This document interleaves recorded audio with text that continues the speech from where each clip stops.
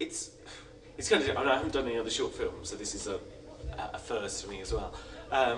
I guess it's a bit different and it's a bit less regimented than Doctors, where obviously it's very high money, it's a very fast turnover, and there's lots of other people doing exactly the same job at the same time. Like most writing jobs, you're quite isolated from everybody else, and you're not involved in a hands-on way, and that's the same on most things. On Doctors, I've done it for 2 years. I've only ever been there twice. But I mean, it is nice on things you can be involved. So when I did my Radio 4 play last week, you actually the writer's much higher in the pecking order than you are in telly. So actually, after every take, the director, asks what you thought, and you have an input, and you work with the actors. So that's nice.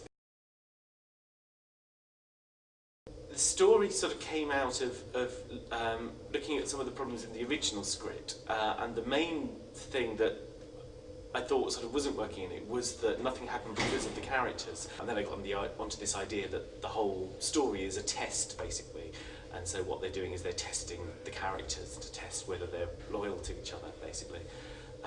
And I think that was sort of what made it work, which in my first draft it sort of wasn't quite like that. It was more like a punishment, and nothing they did was going to make it any better. But getting the structure right and the story right is what takes the time, and that's the time when you're not sat there. So actually, yeah. So I emailed Ash quite a lot about what we were thinking and some ideas and stuff, and I did a couple of sort of treatments, even though the script's only 10 pages, before we actually wrote the script. But then there was still the process of, even once I'd done my sort of first draft of it didn't quite work, and I'd sort of still got things wrong. But I think, and that's the process of doing a story, is you write it down and then you look at what doesn't work and then you do it differently.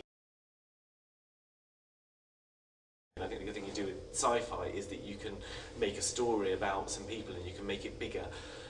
And so you can make the things that happen reflect what's happening to those characters in a way that is much harder to do in something very realistic.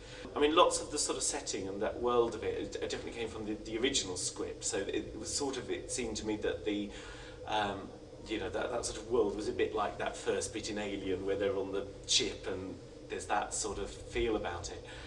Alien Battlestar Galactica, that sort of world where it's all a bit dark and a bit grim, and so I guess in my mind you end up using those. I don't subscribe to that theory. I know some writers have this thing that they've got to write out 300 questions about everything they have for breakfast and all of that. I don't think that's terribly useful, because I think what you need to do is you need to know what's important to telling the story, which is usually what the conflict is and where they don't get on. You bring the characters out through what they do rather than what they did in the past. And say the classic example people always say on writing courses is Fawlty Towers, where everybody knows who Basil Fawlty is, but you don't know anything about his backstory. You don't know anything that happened before he gets there, and you know who he is and what that character is by what he does and how he reacts around him.